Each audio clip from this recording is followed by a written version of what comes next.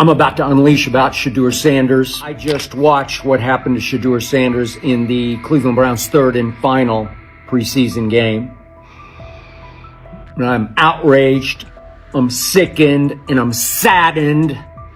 By the way, Shedeur continues to be treated in the National Football League now by those sorry-ass Browns and sorry-ass Kevin Stefanski. The Cleveland Browns are once again mishandling a promising quarterback. Skip Bayless criticized the organization for failing to develop Shedeur Sanders and for misusing his skill set. He argued that the team's decisions are undermining Sanders' progress and turning a major investment into a cautionary example. Bayless pointed to inconsistent usage, questionable play calling, and a lack of clear direction as key issues limiting Sanders. He said the Browns need a defined development plan and stronger support if they expect Sanders to succeed. Skip Bayless delivered a direct, critical assessment this week. After seeing Shedeur Sanders in a Browns uniform, he argued that Cleveland is mishandling the quarterback and undermining his development. Bayless said the team's approach shows poor planning and inadequate support around Sanders. He dismissed excuses about strategy and emphasized the need for better coaching, deployment, and protection. In his view, the Browns are setting themselves up for problems before the season begins unless they establish a clear plan for Sanders. Given the team's recent decisions, his reaction is understandable. Cleveland has a history of inconsistent quarterback development. Shedeur Sanders is a premium prospect, the son of a Hall of Famer, a proven college performer, and a widely recognized figure. The organization should prioritize his reps, protection, and a clear development plan, not place him behind Dillon Gabriel as if he were a secondary option. But I'm going to answer this question by saying Shedeur Sanders, and I'm going to tell you why. I think he's being set up to fail. That's right, I'm going to say it. Okay. Here we are on national television, right? There's been 11 practices, if I remember correctly. He's been starting against he's been playing against the third unit. He's fourth on the depth chart. And then suddenly you throw him into the start line, and he hasn't had any reps for the first team at all. Think about that. So you're just going to throw him to the wolves like that, huh? I mean, you know, if he had first team snaps in practice. Yet here we are. Cleveland has one of the most publicized prospects and is handling him like a depth piece. The broader issue is the franchise's long record of quarterback instability and inconsistent development. That history colors every move they make. When the Browns draft a quarterback, fans don't anticipate a long-term answer. They brace for another reset. Shedeur Sanders should be treated as a priority, not as an afterthought behind Dillon Gabriel. Let's give him a chance. Let's give him a chance with the play calling. You know you have an offensive line that isn't playing that well. So what do? Why not just play the short game so he can get the ball out of his hands very fast to run a competent goddamn offense? Outside of that, Shedeur has to be better in understanding that the offensive line that you're working with right now is not adequate.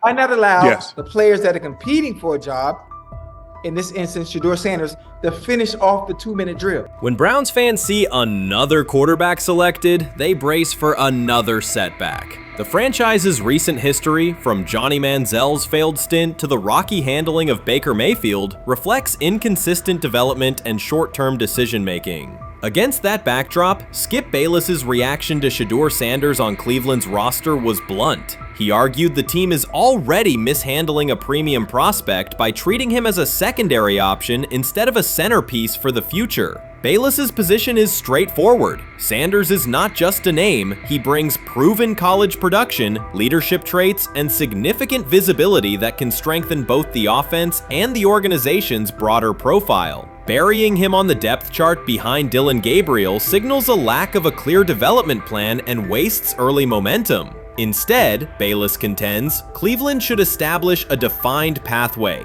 First-team practice reps, protection and personnel tailored to his strengths, deliberate play calling that accelerates processing, and measured in-game opportunities that build confidence and execution. In his view, the Browns need alignment from the front office to the coaching staff to prioritize Sanders' growth. Continuing to treat him like a depth piece risks repeating the same cycle that has undermined previous quarterbacks. Committing to a coherent plan gives Sanders and the franchise a realistic chance to convert potential into sustained performance. We've got news. Got news. About my Cleveland Browns. We've got an oblique problem. Obliques are big deals, especially when it's your quarterback. Now, he might be fourth on the depth chart, but he was number one in the preseason game last week, and he did a great job. 138 yards, 2 touchdowns. Shedeur Sanders has an oblique injury. That is not good. I do not like this. I hate this because I want to see more reps for Shedeur Sanders. Shedeur Sanders, a projected breakout this season, has been sidelined unexpectedly. The Browns coaching staff confirmed an oblique injury significant enough to keep him out of all activity. No reps, no drills, no warm-ups. Concerns are rising about how this may affect his momentum and force adjustments to the team's plan. The focus now is his recovery timeline, the impact on his development, and the next steps for the quarterback depth chart. Browns rookie quarterback Shedeur Sanders injured his oblique during practice today, putting his status in doubt for Saturday's preseason game against the Eagles. He's the latest quarterback on Cleveland's roster who has dealt with a health issue, joining fellow rookie Dillon Gabriel and Kenny Pickett.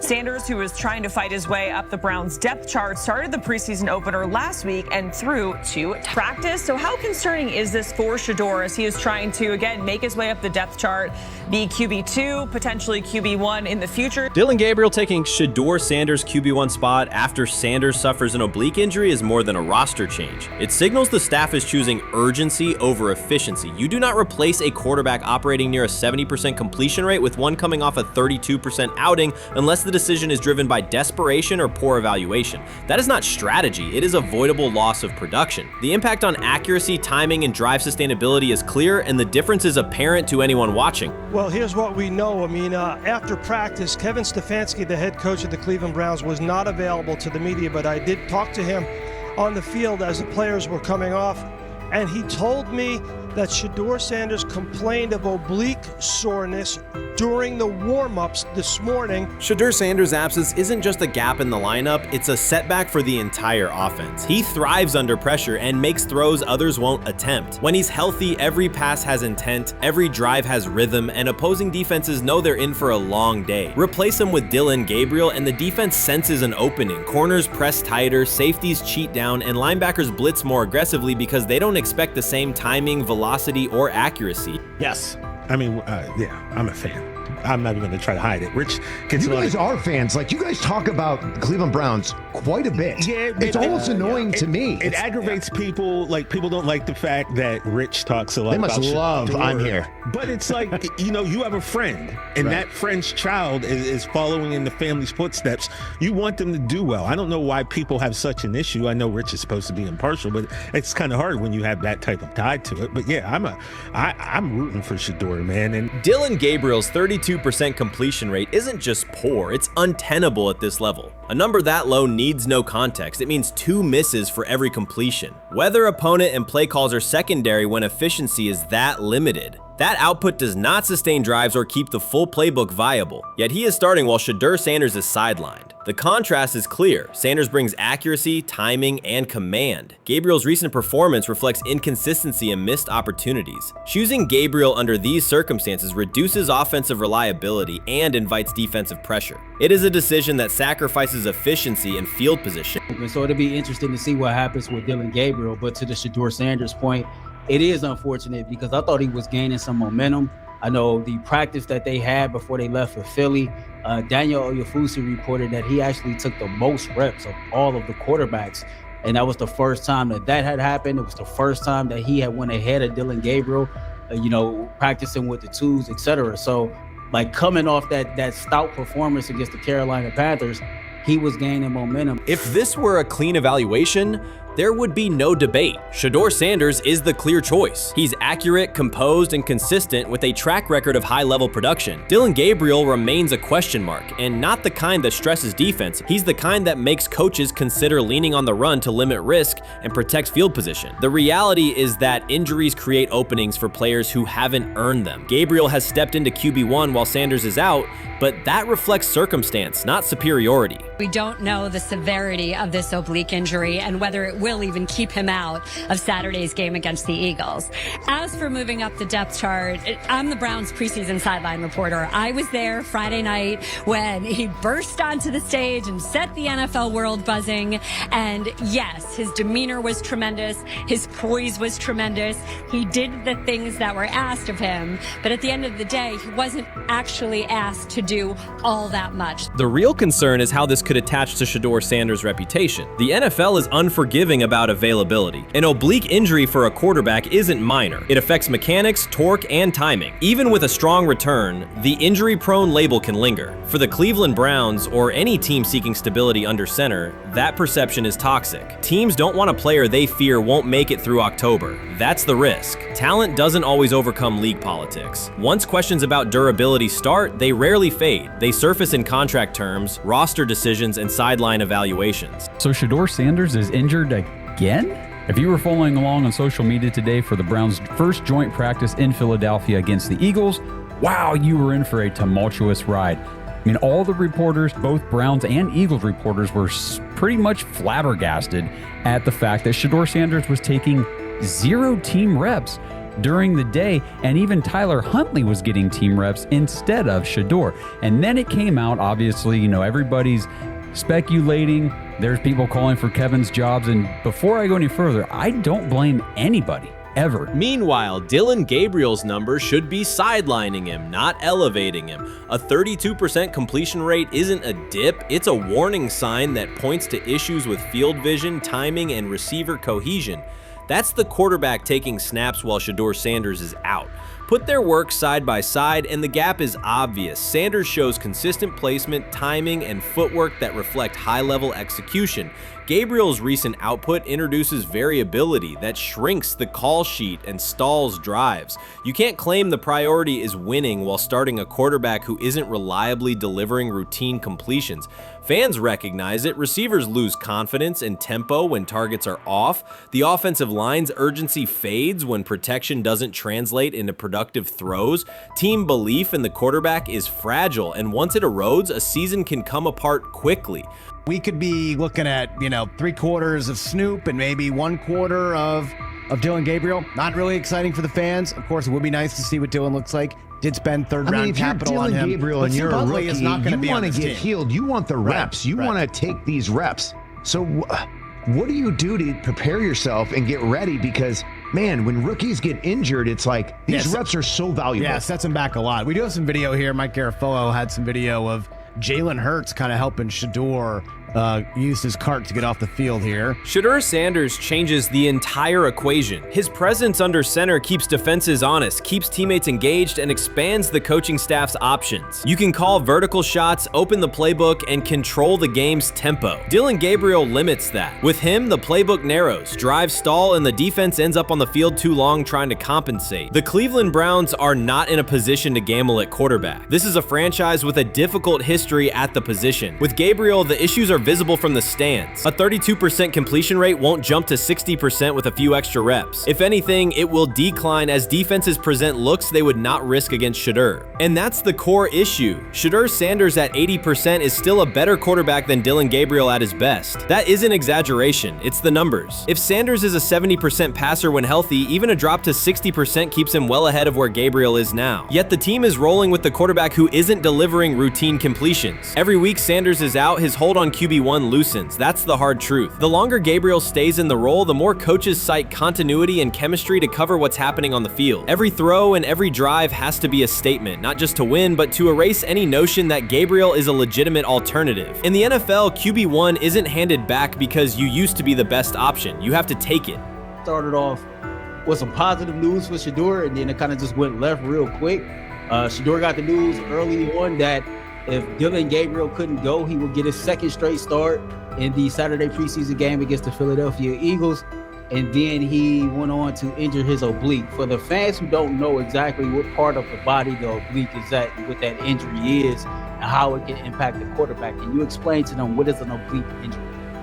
It's like up in this area, right? Well, you can't see me, but like right up in here, when you go to throw, like obviously that's all that. So the truth is straightforward. The Cleveland Browns, or any team in this situation, aren't going anywhere meaningful with Dillon Gabriel under center. You can frame it as progress and point to selective highlights, but reality will level it out, and by then the season is already slipping. Shedeur Sanders is the difference between a team with a path forward and a team playing out the schedule. He reads coverages, delivers on-time throws, and forces defenses to respect every level of the field. Gabriel turns the offense into guesswork. The NFL is built on results, and the results are clear. Gabriel's 32% completion rate functions as a warning sign. It doesn't need context, a clinic, or a film session to explain. It signals inefficiency that stalls drives and compresses the playbook. Yet he has been handed the role Shedeur established through precision, composure, and production. That decision undercuts the stated goal of winning. With Sanders, the offense retains structure, rhythm, and threat. With Gabriel, it narrows and exposes the defense to longer stretches on the field. Many observers declared Deion Sanders was finished. They argued that his public style attracted unnecessary attention, that his health had deteriorated too far, and that his coaching career was approaching an abrupt conclusion. They misread his resolve. When speculation intensified, Sanders did not schedule a press conference or issue a formal statement. Instead, he released a short video recorded at his Texas home, walking alongside recording artist Lil Wayne. The footage established two facts. Although Sanders still walks with a limp, he remains active, and he intends to return to the sideline. Reports from USA Today and ESPN confirm that Sanders had temporarily left Colorado to recover from a significant, undisclosed medical condition. He lost 14 pounds and missed several summer practices, leading to widespread debate about his future. Unofficial sources suggested complications related to previous blood clot issues, but no official diagnosis was provided. Throughout Sanders' absence, numerous media outlets framed his situation in crisis language, frequently questioning whether he would coach again. By comparison, when coaches such as Lincoln Riley paused their duties for health or family reasons, coverage emphasized understanding and patience, an imbalance that reflects a common difference in how high-profile black coaches are treated. Sanders' silence was not a retreat, it was a period of recovery. During rehabilitation, he relied on family, faith, and trusted colleagues, yet stayed connected to his program through brief online updates. The video with Lil Wayne demonstrated that he retained strong support from influential friends, countering narratives that portrayed him as isolated or on the verge of retirement. The visual evidence showed that his setback is temporary, and that he remains determined to lead Colorado into the forthcoming season. Since accepting the Colorado position, Sanders has dramatically elevated the program's national standing. He first drew national attention to Jackson State and the broader HBCU football landscape, then moved to Boulder and transformed a one-win team into a central storyline in college athletics. His approach, combining hip-hop culture, direct communication, and open expressions of faith, has challenged conventional expectations for head coach behavior. Each step forward has been met with heightened scrutiny. His time at Jackson State was labeled a publicity stunt, his departure for Colorado was framed as abandoning HBCU culture, and his social media presence has been cast as distraction from traditional coaching responsibility. Critics often magnify Sanders' missteps and question his motives, while comparable actions by other coaches receive neutral or sympathetic coverage. Showings of enthusiasm from Brett Favre and disciplinary intensity from Nick Saban are celebrated as competitive passion, yet Sanders' displays of confidence are frequently labeled arrogance. The discrepancy illustrates deeper biases rather than differences in performance. Sanders' success challenges entrenched expectations of how a college football leader should look, speak, and act, especially a black coach who refuses to downplay his identity. During his convalescence, Sanders maintained close communication with his staff and athletes, reinforcing the standards he had established: discipline, accountability, and belief. The program's daily messaging continued to emphasize preparation and resilience, signaling that Sanders' influence persists even when he is away from campus. Athletes echoed his mantras during workouts, confirming that his leadership extends beyond physical presence. Sanders acknowledges the seriousness of his medical challenge, but has refused to let it define him. He has publicly discussed leaning on scripture and prayer, explaining that his purpose as a mentor, father, and coach extends beyond personal adversity. In that context, the video of him walking in the Texas sun was less a strategic media effort than a straightforward demonstration of continued commitment to his team and mission. Colorado still requires Sanders' vision, prior to his arrival, attendance was low, national media attention was minimal, and recruiting momentum had stalled. Sanders' leadership brought renewed energy, authentic identity, and higher standards of accountability. Players who previously lacked representation in college football leadership found a coach who shares, affirms, and elevates their cultural background. Sanders supplements conventional coaching priorities, scheme, fundamentals, and execution with empowerment initiatives that cultivate self-confidence and authenticity. As preseason camp approaches, Sanders intends to resume full involvement, even if medical recovery remains ongoing. His presence is expected to restore on-site leadership, stabilize the locker room, and direct media coverage toward on-field progress. For Sanders, the objective extends beyond compiling wins and includes completing a cultural transformation that expands how success and leadership are defined in modern college football. Those who predict his decline overlook the underlying traits, faith, perseverance, and purpose that have supported Sanders throughout his career. Doubts, rumors, and disproportionate scrutiny have followed him from playing days into coaching, and he has consistently responded with results. His current health setback is another obstacle, not a conclusion. The broader initiative he leads, centered on authenticity, opportunity, and high standards, continues. When Sanders returns to the sideline, it will mark the next stage of a movement he has guided from Jackson State to Boulder. The recent period of quiet has been strategic rather than passive. Instead of defending himself in daily briefings, Sanders focused on rehabilitation, remote program oversight, and family support. Each brief social media message reinforced a consistent theme: faith and preparation. He has articulated gratitude for medical professionals and has reiterated that his mission at Colorado is unfinished. His public references to scripture have been direct but measured, aligning with his long-standing practice of integrating faith into leadership. By walking through his ranch with Lil Wayne, Sanders signaled continuity. The clip underscored that influential supporters remain engaged, that Sanders' broader network values his vision, and that he remains capable of navigating physical challenges. The visible limp was not evidence of imminent retirement. Rather, it documented the reality of ongoing recovery and the resilience with which he approaches each obstacle. Colorado's athletic administration and football staff continue to affirm Sanders' program direction. Recruitment communications cite his established record in fostering cultural relevance and national exposure. Prospective athletes respond to a coach who presents a transparent path to development, both on and off the field. Current players refer to Sanders' coaching points with clarity, citing specific drills and expectations that remain unchanged during his absence. These indicators demonstrate that the core structures Sanders implemented are functioning and that his return will be an amplification, not a restart. Criticism regarding Sanders' public persona often conflates media style with coaching substance. Analysis from opponents suggests that social media engagement dilutes football preparation, yet Sanders' staffs emphasize time management and delegation. Defensive and offensive coordinators handle in-game adjustments while Sanders directs overall culture, recruitment, and leadership. He has articulated that visibility serves to amplify program accomplishments and enhance player opportunities, not replace strategic football planning. Some commentary has attempted to reframe Sanders' health issue as evidence that his coaching model is unsustainable. The argument ignores the documented health challenges faced by numerous coaches across levels of competition. For example, college coaches recovering from heart procedures or joint replacements have returned to successful seasons after appropriate medical clearance. Sanders' case follows a comparable trajectory. Medical complications require temporary separation, structured rehabilitation is prioritized, and a managed return is planned. Institutional medical protocols at Colorado dictate clearance requirements. Sanders will meet those before resuming full sideline duties. Colorado's players have expressed public confidence in Sanders' eventual return, citing regular virtual check-ins and continued accountability. Several athletes noted that positional meetings included recorded messages from Sanders reinforcing tactical goals and personal discipline. These details confirm that Sanders has remained actively engaged, albeit remotely, and that team culture remains aligned with his principles. Looking ahead, Colorado's schedule will attract national attention, both for on-field competitiveness and the storyline of Sanders' comeback. Analysts will evaluate how quickly he reestablishes day-to-day rhythm and whether his physical limitations influence practice oversight. Internal planning accommodates gradual escalation of responsibilities, with medical staff and strength and conditioning personnel contributing to phase reintegration.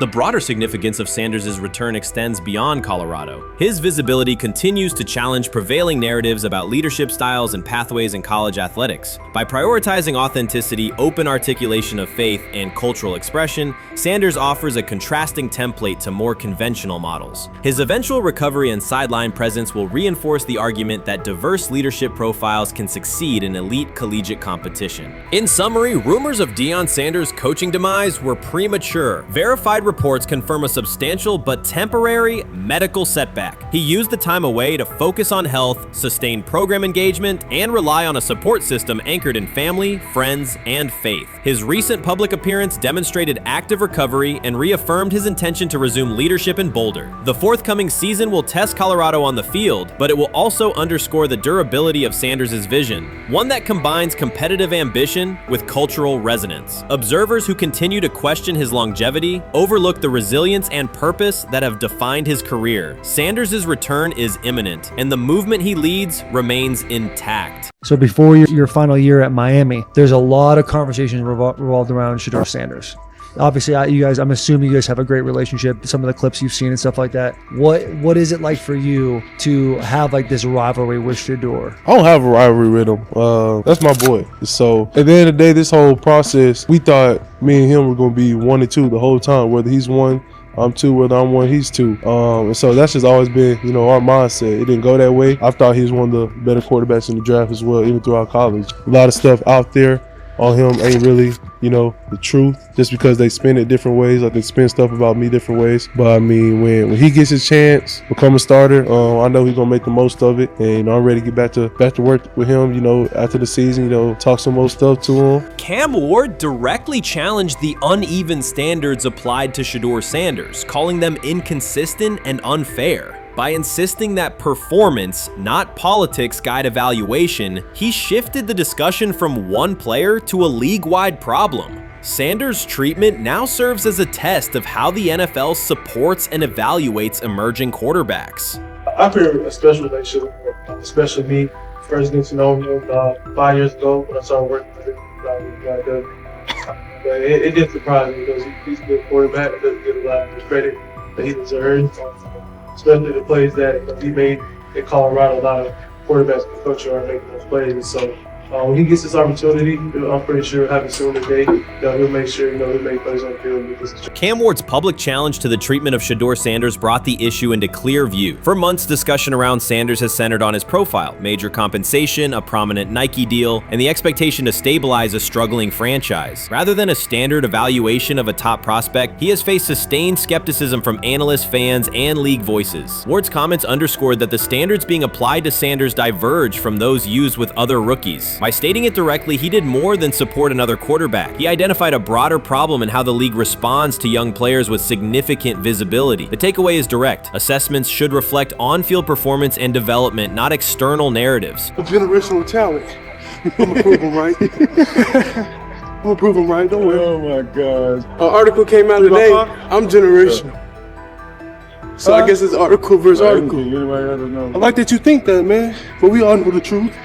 What? Trav gonna be first? You generational, I'm legendary. That's cool. We can be legendary. Legendary, get their ass. We'll start going in like 5 minutes. Shedeur Sanders entered the league with more than a playbook. He brought a public brand, a family legacy, and expectations unusual for a first-year quarterback. Before his first regular season throw, he was already positioned at the center of attention. Rather than assess him on that reality and his on-field ability, many voices reduced him to marketing, treating visibility as proof of hype instead of performance. Cam Ward pushed back on that framing. His point was simple: judge Sanders by the same criteria applied to other rookies. With Sanders' resume, production, leadership, and composure, most first-year quarterbacks would be discussed as long-term cornerstones. The evaluation should be consistent, focused on development and results, not perception. This is the process with Shedeur, who I know is a buddy of yours, and how do you think both of you guys will end up doing in the league?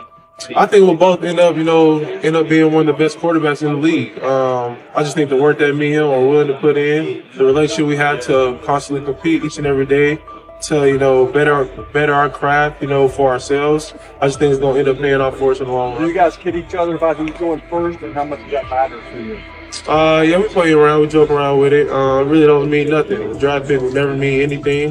At the end of the day, you got to show whether you can prove each and every Sunday. You can't just do it 1 year. Disrespect shows up in two patterns. First, Shedeur Sanders is repeatedly framed through his father, Deion Sanders, as if lineage erases his own work. Discussion drifts to pedigree instead of what the film shows. Second, his visibility is treated with suspicion. His audience reach, partnerships, and ability to lift ratings are labeled hype rather than recognized as value. Instead of acknowledging that he drives demand and expands the stage for his team, critics call it an unfair edge. The result is a skewed evaluation. Star power is held against him while on-field production gets pushed aside. The standard should be consistent. Assess the tape and the development, not the last name or the attention it brings. Well, Ward, we're microfact. Cam Ward's remarks went beyond defending Shedeur Sanders. They confronted how the league manages star power. The reality is simple. The NFL markets visibility, but resists it when a player doesn't follow the expected script. Rookies are supposed to be quiet, deferential, and grateful for limited leverage. Sanders arrived with leverage, brand reach, major endorsements, and confidence. And that presence was recast as entitlement. Instead of treating those factors as earned advantages, much of the commentary used them to diminish him. Ward called out that contradiction. The same influence the league sells to audiences is criticized when a young player exercises it. His point is a standards problem, not a personality dispute. Evaluate Sanders on his preparation, leadership, and results. Don't penalize him for having a platform or for using the leverage that the modern NFL itself helps create.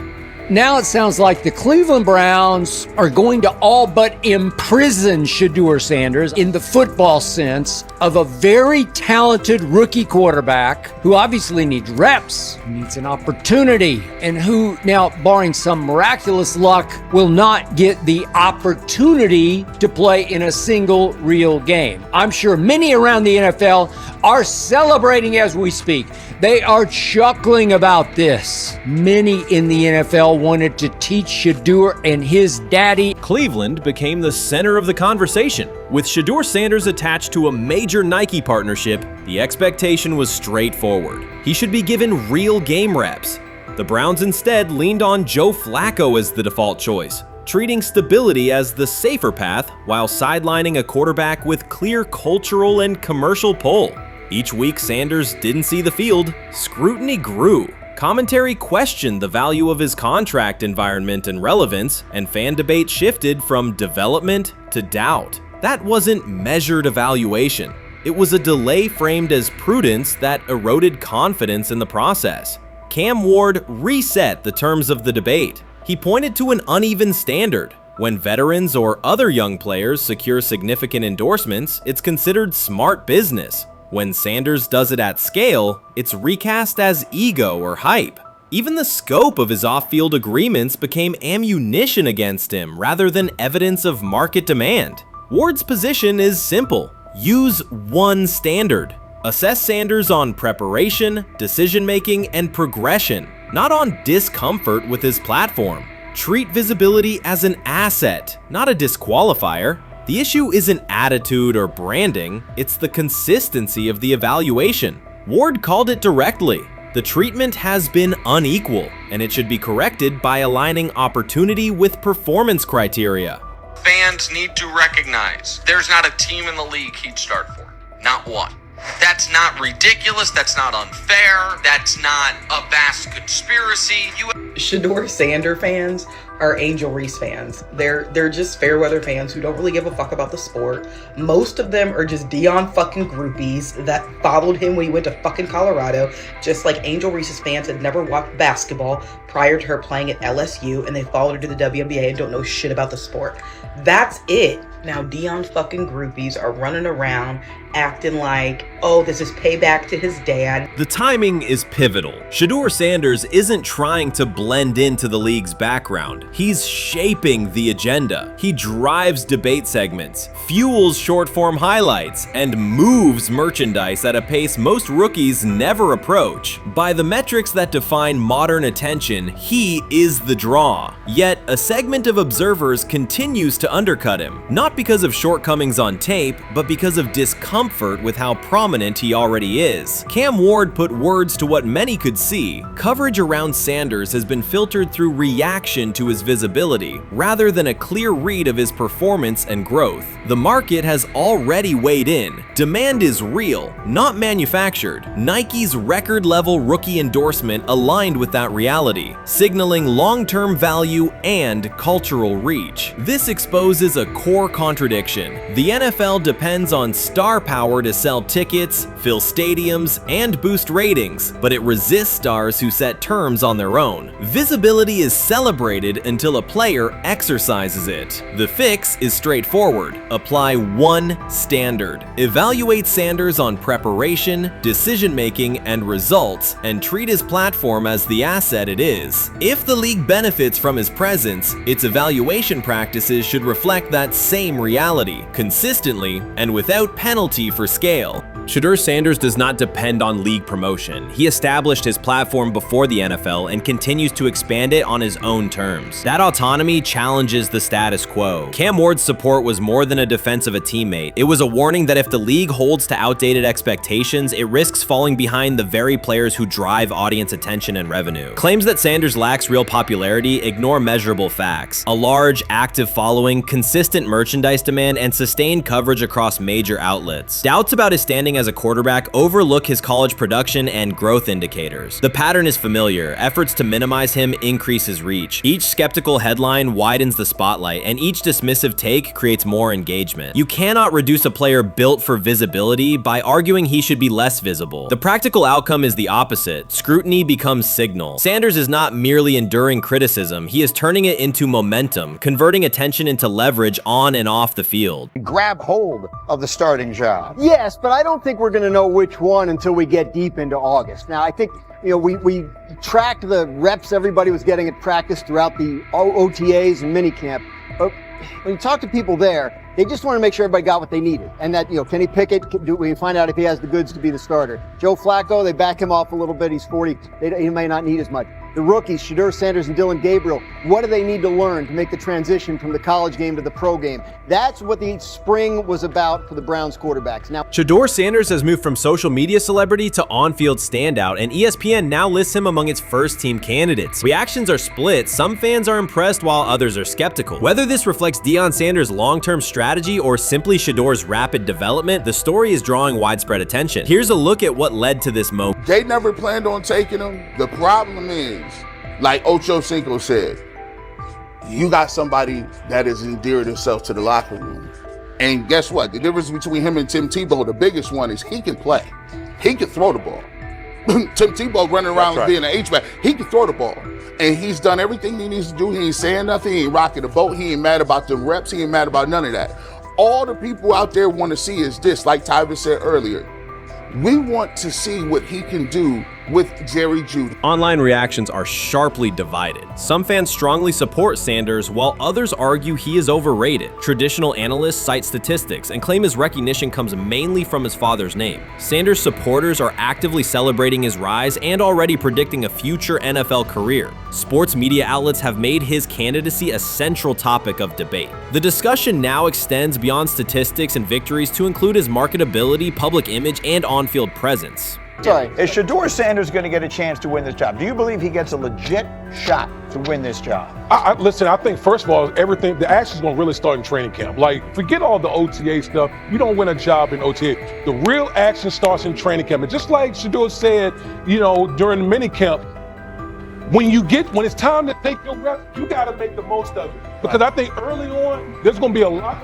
Remember, Joe Flacco didn't hardly practice in OTAs and mini camps because they were giving the young guys. Right. So when he gets his opportunity, he's going to have to make the most of it. Analysts are closely reviewing game footage to evaluate Sanders' decisions and mechanics, while others examine his social media activity to see how he balances content creation with quarterback duty. Shedeur Sanders' placement on ESPN's early first-team list has taken over the college football conversation. Supporters circulate his highlights and argue that his on-field production and leadership justify the honor. Skeptics claim the recognition relies too heavily on on his family name and question whether his resume is strong enough for first-team status. Analysts are rewatching game footage to assess his reads, accuracy, and pocket presence, while others examine how he balances a high-profile social media presence with quarterback responsibilities. The debate has pushed other storylines, such as conference realignment and NIL issues, into the background, leaving fans and commentators focused on Sanders' performance, marketability, and overall impact on the sport. I'll keep saying it. I believe Shedeur Sanders should play more games than any other quarterback on this roster this year, because he's the only guy that I look at and say they might have something here. Because I'm telling you right now, they left night one of the draft saying we are taking our quarterback next year. So it's on Shedeur or Dylan or Kenny, probably not Joe, to change their mind. To change their mind. But you got to find out. You've got to find out. Opinions differ on whether Sanders is benefiting from his family name or simply showing real progress, but the attention is undeniable. Social media is flooded with edited images elevating him to legendary status. Critics argue the first-team nod is driven by hype and marketability, while supporters point to his flashes of strong arm talent, field vision, and decision-making. Regardless of motive, the announcement has dominated the football news cycle and intensified debate over how much of his rise is performance-based versus media-driven. Highlight reels rarely show Sanders' turnovers, late-game mistakes, or inconsistent stretches. Being named to a first-team watch list suggests sustained dominance, something Sanders has displayed only in flashes. His selection appears driven as much by brand recognition and media appeal as by performance. ESPN's decision has intensified debate. Data-driven critics post statistics that question his resume, while passionate supporters predict awards and future NFL success. Commentators recall a time when first-team consideration required years of proven excellence. Yet many fans already see the announcement as confirmation that Sanders is on track for major college football honors. Shedeur Sanders has earned first-team reps when training camp commences later in July. I'm not saying like he's the first guy up when you do 11 on 11s, day 1, 2, 3, 4, 5 at training camp. I'm not necessarily saying that. But he's the one quarterback that we didn't get a chance to see take reps with the ones. But I think Shedeur has a chance to like make this conversation interesting if he gets those reps with the ones and he has the same success that he did with the 2s, the 3s, and the 4s. I have confidence he can show you something, but I got to see it. We all got to see it before we can actually judge that. Some believe Deion Sanders is already preparing for an award ceremony, while others are furious, threatening to protest ESPN's credibility over Shedeur's first-team mention. Critics argue that honoring Sanders without a full season of elite play undermines college football standards. Supporters insist his performance and profile justify the recognition. The debate reflects a broader clash between traditional merit-based evaluation and modern brand-driven visibility. In today's landscape, first-team consideration is no longer only about statistics. It also involves marketability and audience engagement. Whether welcomed or rejected, Sanders commands attention and embodies the sport's shift toward both performance and personal brand. Sometime last week, and then and I just tweeted that out again this morning, and then today the Joe Flacco one got posted. So running through this, and then of course we'll still have Dylan will be next, and then Shedeur will come last. As training camp nears, Mary Kay Cabot is providing straightforward analysis of the Cleveland Browns quarterback competition. The starter has not been named, but she has moved away from her earlier skepticism of Shedeur Sanders and now acknowledges his talent and potential. Cabot explained that if Joe Flacco is chosen to start week 1, it will mean he is the most prepared to play immediately. This approach would also give younger quarterbacks such as Kenny Pickett time to adjust, refine their skills, and maximize their potential while Flacco handles the early workload. She added that a Flacco start would not prevent Sanders from earning the position later in the season. The depth chart remains flexible, and Sanders' continued development could put him in line for an opportunity as circumstances evolve. Cabot also noted that Pickett could win the job for week 1, but he must demonstrate he can integrate smoothly with the offense and perform reliably under pressure. The Browns want a leader who can control the huddle, execute plays efficiently, and maintain composure. Pickett's performances in upcoming practices and preseason games will be critical in determining whether he secures the starting role or Sanders ultimately takes the reins as the season progresses. Things like that. It doesn't mean that that Kenny can't swoop in there and steal that job by them, but he's really going to have to show that he has a complete mastery of this scheme and this system, and that they don't have to dial it back a lot to put him in there. So these will be some considerations, and I do think that that as the preseason goes along, it will become evident.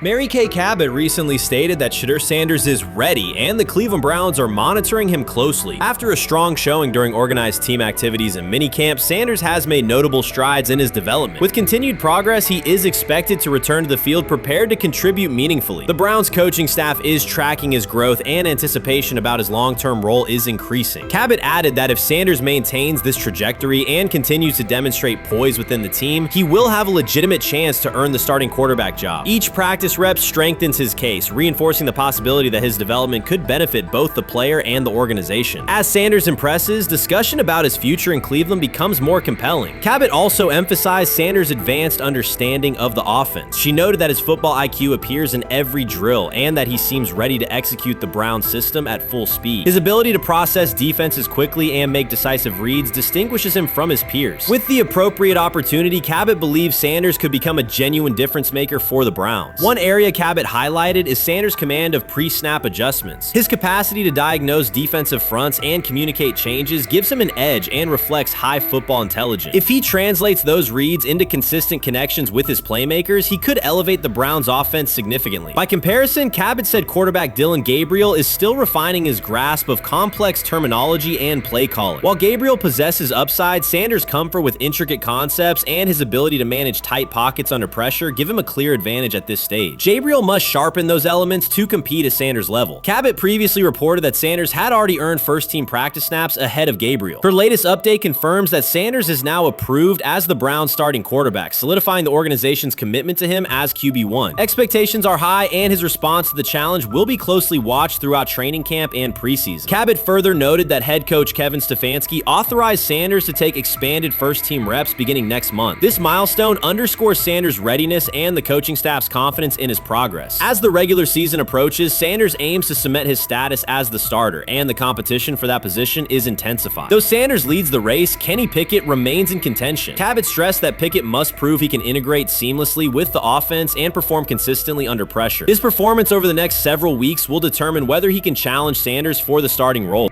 With both quarterbacks vying for the top spot, the Browns' Week 1 starter will be one of the most scrutinized decisions of the upcoming season. For now, Cabot's reporting underscores Sanders' rapid ascent, strong football intellect, and growing command of the offense, qualities that position him well to lead Cleveland's offense when the opportunity arrives. Honestly, guys notice it more when you're out winning games, right? If Cleveland starts off in a bad start, they're not doing well, and all of a sudden Shedeur or Dillon Gabriel are doing well in 7-on-7. They're throwing dimes. In practice drills, the number one defense can't stop them. People take notice of that. And the more that the players see it, they're going to, then the comments start happening over the lunch table. They start happening throughout the building, and that's when the pressure really will get severe. The Cleveland Browns were focused on resolving their quarterback situation until Jason Kelce made pointed comments that triggered a strong reaction from ownership. The response inside the organization was immediate and intense. What exactly did Kelce say that has the dog pound on edge and the front office under pressure? We've seen that miserable game by the Cleveland Browns. So they throw Joe Flacco in there, and I like Joe Flacco. He did good, but they gave him the resource of all the first-team guys. Then they throw Dillon Gabriel in there with first teams and second teams. So Dillon always is getting protected. The same thing again, they gave this scrub max protection on every play. Yeah, he completed some passes, but let's talk about his mistakes. He's still inconsistent with his throws, but he at least had max protection. The Cleveland Browns continue to be defined by inconsistency and avoidable setbacks. Even as fans hoped the organization had turned a corner, Jason Kelce, fresh off retirement, offered a direct critique that reignited doubts about the team's direction. His remarks implied the franchise's structure and decision-making remain unstable and recent progress may not hold. The takeaway for leadership is straightforward. Identify core issues, align on a coherent plan, and execute with discipline. For supporters, it's another sign that the problems run deeper than a single season. They throw Shedeur Sanders in there with the lowest cab drivers you couldn't even get on 5th Street. And I'm pissed off, bro, because the play calling was abysmal. Look, even if you don't like Shedeur didn't even get a chance to be trash. even if you think Shedeur is garbage, he didn't even get a chance to be garbage. That's how awful the offensive line was. Kevin Stefanski still doesn't want to give Shedeur second strings and first strings reps. Why is that? Browns ownership's response shifted from measured to urgent. The pattern is familiar in Cleveland. The team once treated Johnny Manziel as a franchise solution, retained Hugh Jackson for a second year despite results, and invested heavily in Deshaun Watson through a costly trade and contract. These decisions reflect aggressive but poorly aligned planning. The outcome has been continued instability instead of sustained progress. That this was the guy that they wanted to start. He's seasoned, he's experienced, he still has a big-time arm, even at his age, and they open with the Cincinnati Bengals. They wanted that experienced guy. He was always going to be the guy. They were not going to start Dylan Gabriel or Shedeur Sanders in week 1. Kenny Pickett had a hamstring injury. It makes it easy to go with Joe Flacco. And the question isn't and wasn't going to be who's the starter in Cleveland. The question is, who's going to be the backup in Cleveland? Who's going to be the number 2 quarterback when they open the season against these Bengals? Fans still show up season after season, expecting improvement and bracing for setbacks. The usual pattern has been early optimism followed by a gradual collapse. But last season was different. For a sustained stretch, the Browns looked organized and competitive, resembling a functioning team. Couple days, 3 days until roster cutdowns. How do you feel about that? Do you feel like you belong here on this team?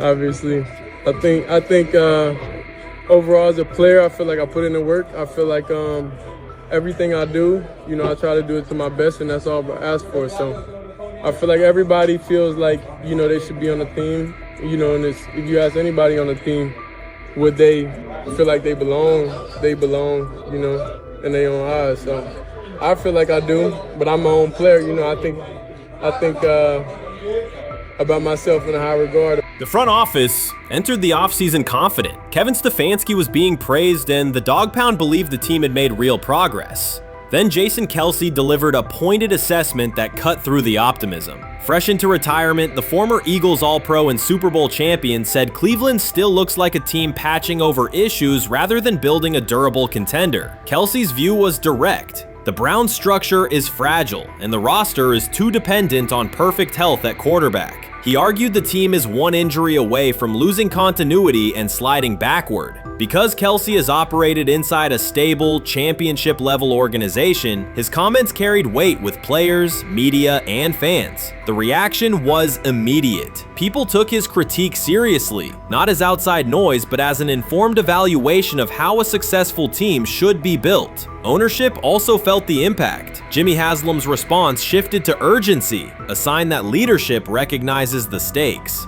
The criticism arrives in the context of prior high-risk decisions, especially the fully guaranteed $230 million commitment tied to Deshaun Watson. Watson has missed time and shown inconsistency when available, and the contract has constrained flexibility. Kelce's remarks highlight why depth, alignment between the front office and coaching staff, and a clear contingency plan at quarterback are non-negotiable. The takeaway is straightforward. Cleveland must convert last season's progress into a stable framework, protect the quarterback, deepen critical positions, and establish a plan that survives injuries and short-term setbacks. Without that, the games that fueled optimism will remain temporary.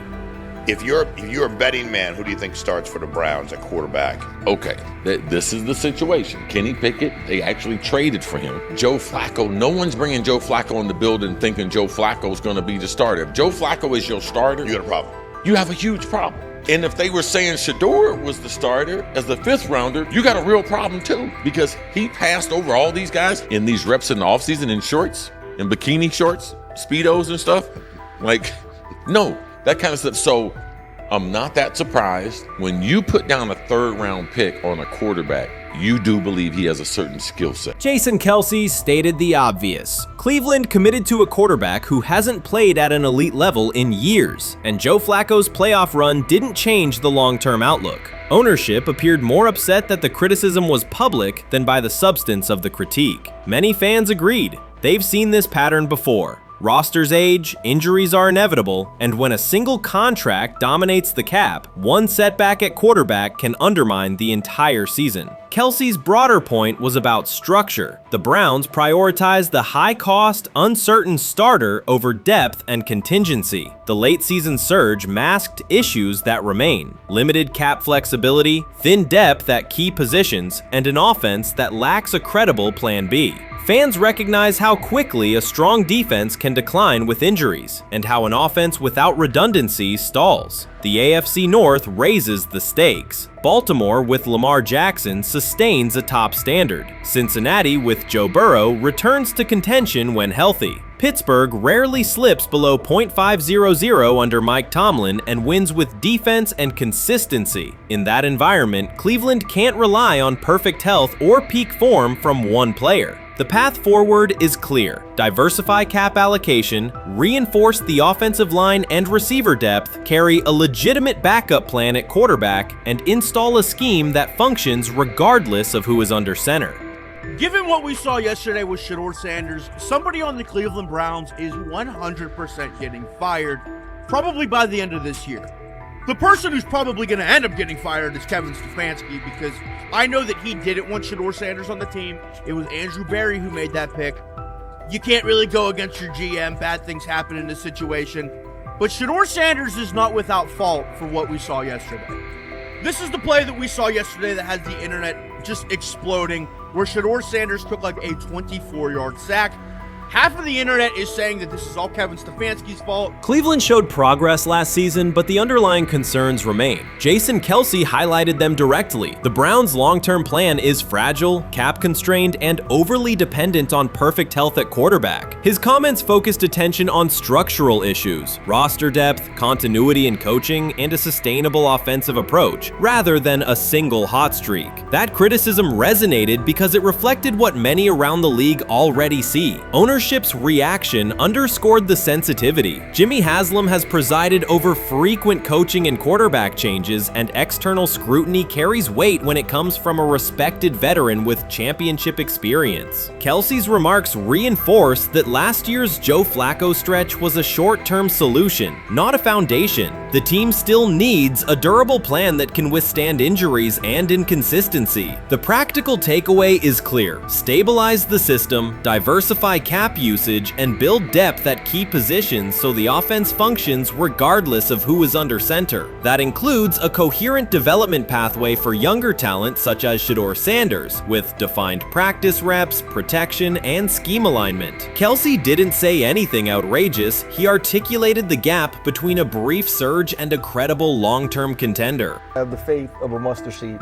Right, because this is the greatest resurrection since Jesus the Christ. Right, like at some point, Joe Flacco was thinking about getting into TV. Yeah. Right, Joe Flacco didn't have a job, and then now you not only come back and start for the Cleveland Browns late in the 2023 season, but they came back around to you. You're now the day one starter for a franchise that just 2 years ago was in the playoffs. The Browns' quarterback situation remains unsettled. Deshaun Watson was expected to be the long-term answer, but injuries and inconsistent play have prevented him from reaching an elite level. When the team turned to Joe Flacco after Watson's season deteriorated, Flacco immediately lifted the offense and produced results that highlighted the gap between expectations and reality. That a 39-year-old late addition could outperform a $230 million starter was not just a short-term surprise, it raised fundamental questions about roster construction and evaluation. Quarterback depth has been fragile, and the late-season surge masked broader structural problems. Jason Kelce's remarks made that clear. Cleveland is vulnerable if the starter is unavailable, cap flexibility is limited, and the offensive plan lacks a stable contingency. His critique drew attention to leadership and planning as much as on-field performance. Jimmy Haslam's strong reaction reflects the pressure on ownership. The organization has promoted a message of stability and progress, but Kelce's assessment suggested those gains are not yet durable. The path forward requires a realistic approach to the cap, a credible backup plan at quarterback, and a system that holds up regardless of personnel. Chris Carter's televised assessment of Shedeur Sanders triggered immediate pushback from Cleveland fans, local media, and even several Browns veterans. Carter dismissed Sanders, a 5th-round pick, as unprepared to start and framed the growing interest around him as purely a byproduct of surname recognition. Since that segment aired, practice reports have told a very different story. Observers inside the Browns facility describe a rookie quarterback who is closing the gap on Kenny Pickett and Dillon Gabriel with surprising speed. Sanders first turned heads in rookie minicamp by directing the huddle with a calm that belied his inexperience.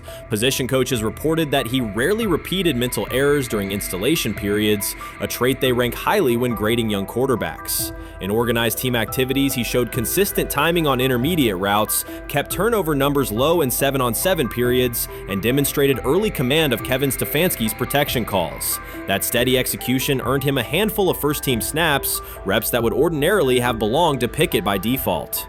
By mandatory minicamp, the rotation had shifted again. Practice notes from beat reporters detail the rise in Sanders' workload each day. Red zone series against the starting defense, 2-minute drills, and full field scrimmage possessions in which he checked out of called plays when fronts dictated it. Mary Kay Cabot, initially skeptical Sanders would challenge for game day snaps in 2025, wrote after consecutive sessions in mid-June that his footwork, release speed, and pocket management had, quote, meaningfully tightened since rookie camp. Her tone marked a clear departure from early spring projections that labeled Sanders a long-term developmental project. The broader quarterback context in Cleveland magnifies that progress. Deshaun Watson's availability and form remain uncertain after 2 injury-interrupted seasons, while Pickett's transition from Pittsburgh has been uneven. Dillon Gabriel's arm strength is evident, but coaches continue to stress hesitation in his full-field reads.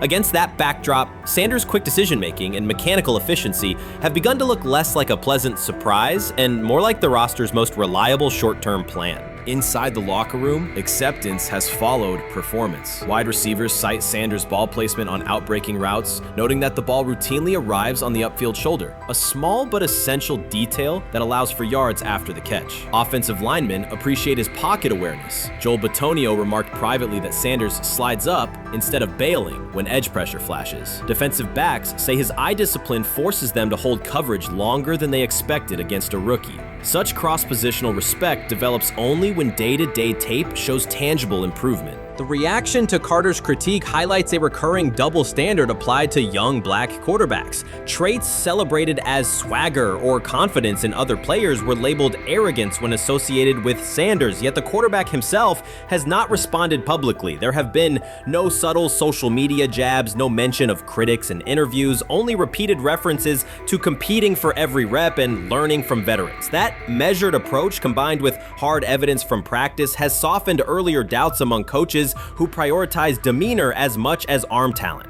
Within the coaching staff, the discussion now centers on readiness thresholds. Stefanski's scheme relies heavily on quick rhythm throws, defined reads, and disciplined pocket movement. Those requirements align with Sanders' strengths: a compact release, willingness to target the middle of the field, and instinctive timing on RPO concepts carried over from his college tape. Staffers reviewing cut-ups from joint practices note that his internal clock already approximates NFL speed, a metric they did not expect to see until mid-season at best. If that trajectory continues through preseason games, the Browns face a consequential decision. Starting a 5th-round rookie 6 weeks after training camp opens would unsettle salary cap assumptions, depth chart politics, and external perceptions of organizational stability. Yet the internal mandate remains clear: the most prepared quarterback will play. That standard places Sanders in genuine contention because every practice metric used to grade readiness, turnover ratio, red zone efficiency, 3rd down conversion rate has trended in his favor since early June. The organizational stakes are considerable. Cleveland has cycled through starting quarterbacks at a startling pace over the past decade, shifting from first-round investments like Baker Mayfield to high-cost gambles such as Watson,